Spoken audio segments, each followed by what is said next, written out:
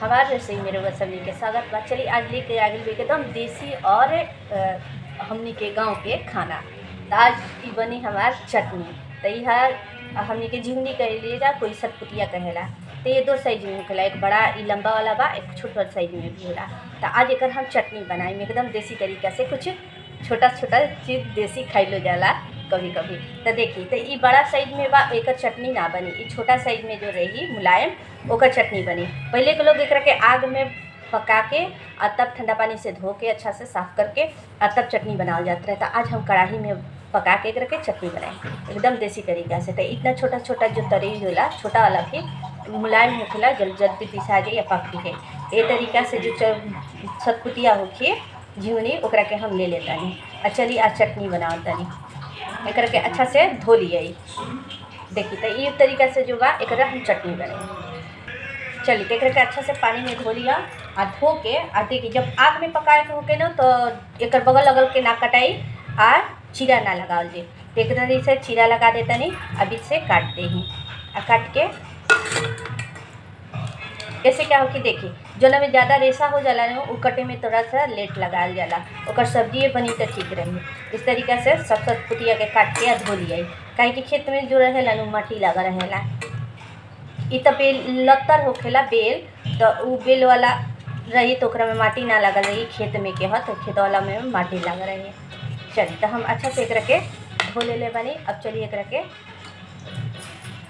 के अब पका लिया।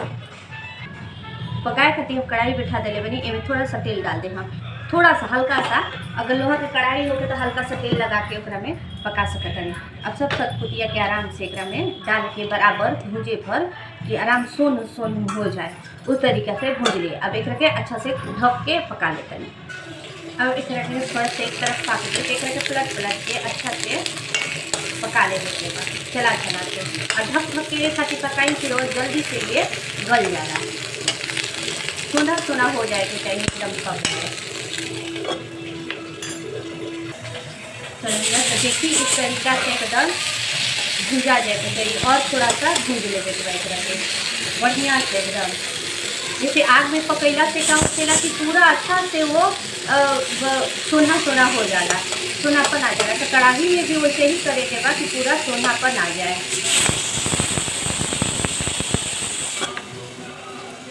चलिए, तो देखिए हम अच्छा से एकरा के भूज ले लेता हूँ। ये तरीका से एकदम सोना सोना भुजा जाते हैं। अब गैस से बंद करके एकरा के ठंडा रखेंगे हम। देखिए, तो एकरा के ठंडा होने खातिर हम रख देले बनी 5 से 10 मिनट में ठंडा हो गई। चलिए, तो हमार झिंगनी अच्छा से ठंडा हो गई, हाथ से पकड़े लाए।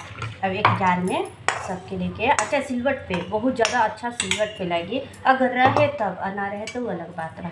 उसके बाद हम लहसुन ले बनी। लहसुन की मात्रा थोड़ा सा ज़्यादा होके के चाहिए और हरी मिर्च अपना स्वाद के अनुसार ले ली हैं। अब एकरा के अच्छा से हम पीस ले हम। चलिए, तो देखिए अच्छा से हम चटनी पीस के तैयार कर लेंगे।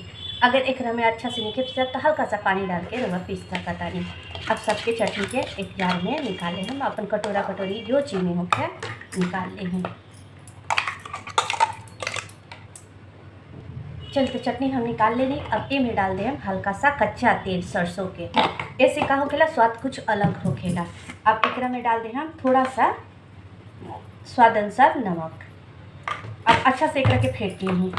अब रउआ रोटी पराठा चावल कोई के साथ आराम से रउआ खा सकता है। अब बहुत टेस्टी होखेला, बहुत अच्छा लगेला। हमनी के तो चटनी अच्छा लगेला गाँव में। रउआ लोग के कैसा लगी ये जरूर बताइए बना के। तो हम हमार रेसिपी रउआ लोग के कैसा लगल कमेंट करके ज़रूर बताइए। तो फिर आएंगे एक नया रेसिपी के साथ, एक मज़ेदार रेसिपी के साथ। हमारी रेसिपी देखे खातिर रउआ सभी के बहुत बहुत धन्यवाद।